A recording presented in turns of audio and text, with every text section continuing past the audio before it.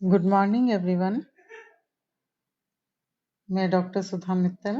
आज अपन अध्ययन करेंगे जिस टॉपिक पे बात करेंगे नियंत्रण का विस्तार, स्पैन ऑफ कंट्रोल या फिर प्रबंध का विस्तार, स्पैन ऑफ मैनेजमेंट। ये प्रबंध का एक सिद्धांत भी है जिसके बारे में अपन ने अध्ययन किया था कि कोई भी एक व्यक्ति अधिक व्यक्तियों को नियंत्रित नहीं कर सकता है। तो नियंत्रण के विस्तार सिद्धांत की ओर सर्वप्रथम हैमिल्टन ने ध्यान आकर्षित किया।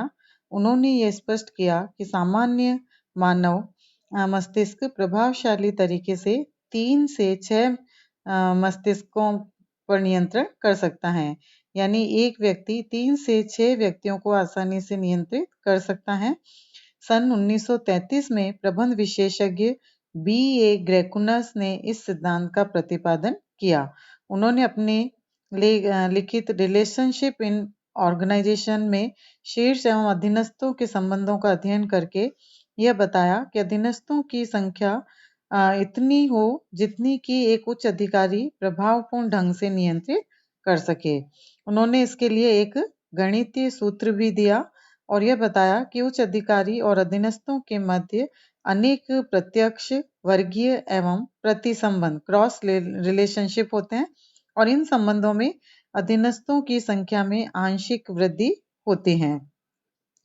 तो संबंधों की जटिलताओं का अनुपात उन्होंने रेखा गणितीय ढंग से किया। नियंत्रण के विस्तार का उन्होंने अर्थ स्पष्ट किया। नियंत्रण के विस्तार का अर्थ अधीनस्थों की उस संख्या से है जिनका एक अधिकारी निरीक्षण करता है। अधीनस्थ कर्मचारियों की समुचित संख्या हो इसका निर्धारण करना और प्रबंध का क्षेत्राधिकार निर्धारित करना नियंत्रण का विस्तार कहलाता है। और इसको प्रबंध का विस्तार स्पेन ऑफ मैनेजमेंट, पर्यवेक्षण का विस्तार स्पेन ऑफ सुपरविजन भी कहते हैं। नियंत्रण के विस्तार की कुछ मुख्य परिभाषाएं दी हैं, जैसे हॉर्ट्स के अनुसार नियंत्रण के विस्तार से आशय किसी उच्च अधिकारी को रिपोर्ट करने वाले व्यक्तियों की संख्या से है। इसी प्रकार से R.C. डेविस ने इसको डिफाइन किया है। प्रबंध के विस्तार से आशय है कि एक प्रबंधक प्रत्यक्ष रूप से कितने अधीनस्थों का प्रबंध कर सकता है। तो इस प्रकार नियंत्रण यानी प्रबंध के विस्तार से तात्पर्य अधीनस्थों की उस आदर्श या अनुकूलतम संस्था से है जिसका एक अधिकारी प्रत्यक्षतः पर्यवेक्षण एवं नियंत्रण कर सकता है। इसको अपन जैसे इस रेखा चित्र से भी समझ सकते हैं कि जैसे माना कि एक अधिकारी B एवं C दो अधीनस्थों के कार्यों का निरीक्षण करता है। A अपने अधीनस्थों B एवं C को व्यक्तिगत रूप से अलग अलग जो कुछ कहता है उसे प्रत्यक्ष एकाकी संबंध यानी डायरेक्ट सिंगल रिलेशन कहा जाता है। अर्थात यहाँ A एवं B के मध्य संबंध एवं A एवं C के मध्य संबंधों को प्रत्यक्ष एकाकी संबंध कहते हैं।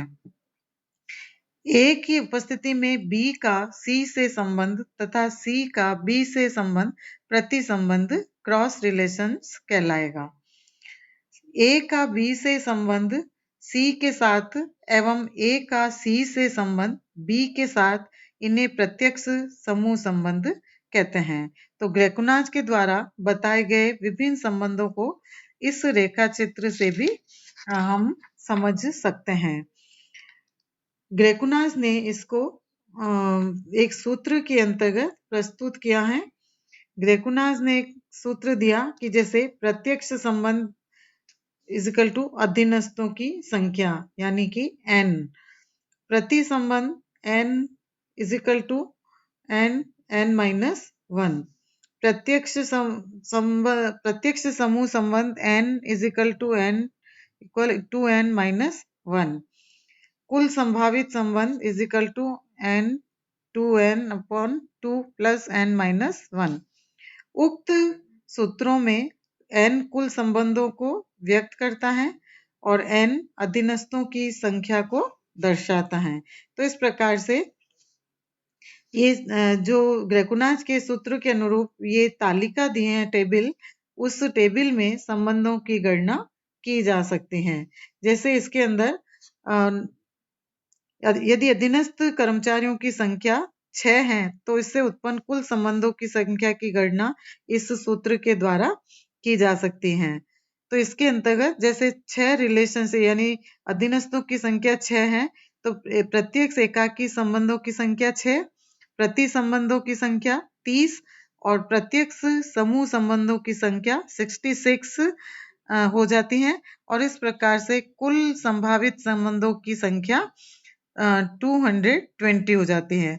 तो यानी कहने का तात्पर्य है कि एक रिलेशन जैसे जैसे एक रिलेशन बढ़ता जाता है वैसे प्रत्येक समूह संबंधों की संख्या कई गुना बढ़ती जाती है और इस प्रकार से कुल संभावित संबंधों की संख्या भी बढ़ जाती है।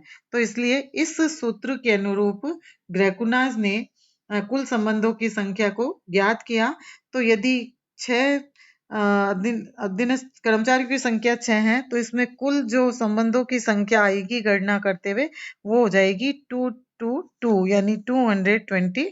तो इस प्रकार से इस नियंत्रण के विस्तार को जितना अधिक हम एक संबंध बढ़ाते जाएंगे उतना कई गुना आपस में संबंध बढ़ जाते हैं और एक उच्च अधिकारी के द्वारा उनको नियंत्रित करना संभव नहीं हो पाता है। तो इसलिए नियंत्रण के विस्तार को ध्यान रखते हुए एक अधीनस्थ एक उच्च अधिकारी के अंडर में 3 से 6 तक के व्यक्ति ही होने चाहिए ताकि उनके अकॉर्डिंग वो उनको आसानी से नियंत्रित कर सके।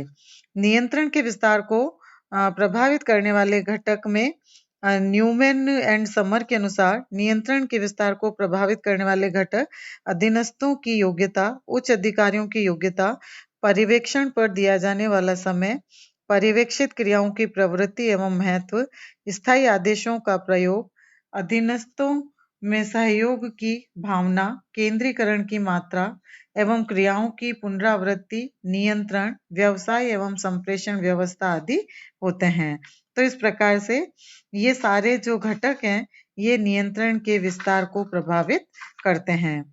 संक्षेप में नियंत्रण के विस्तार को प्रभावित करने वाले जो निर्धारित घटक हैं उसमें व्यक्तिगत घटक पर्सनल फैक्टर्स जिसमें प्रबंध की प्राथमिकताएं, क्षमता एवं योग्यताएं और सेकंड कार्य घटक फंक्शन फैक्टर्स जिसमें प्रबंधक के कार्य की प्रकृति, विभागीय कार्य से समन्वय, समानता एवं प्रभावीकरण और पर्यवेक्षित कर्मचारी के रूप में ये घटक प्रभावित करते हैं और वातावरण घटक जिसमें तकनीकी, भौगोलिक क्षेत्र, परिवर्तन एवं अंतर्निर्भरता ये भी इसको प्रभावित करते हैं।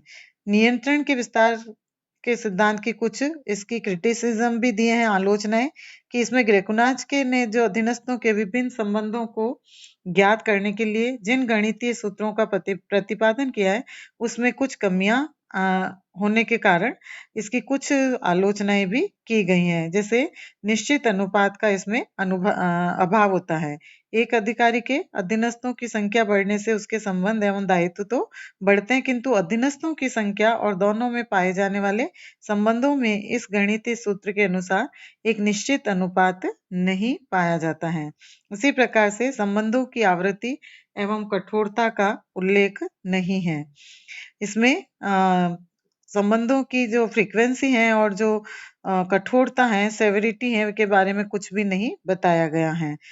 और सीमित क्षेत्र हैं। ग्रेकुनाज के सिद्धांत में दिए गए गणितीय सूत्र एक बड़े उपक्रम में रेखा एवं विशेषज्ञ में पाए जाने वाले प्रति संबंधों में लागू नहीं हो सकते हैं।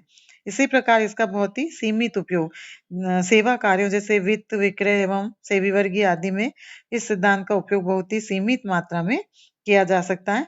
तो ग्रेकुनाज ने अपने सिद्धांत में इस पर बिल्कुल भी प्रभाव नहीं डाला है।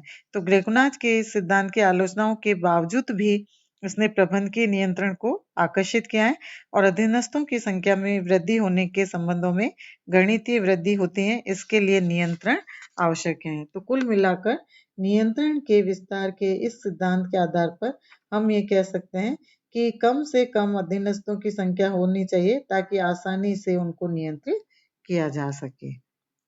धन्यवाद।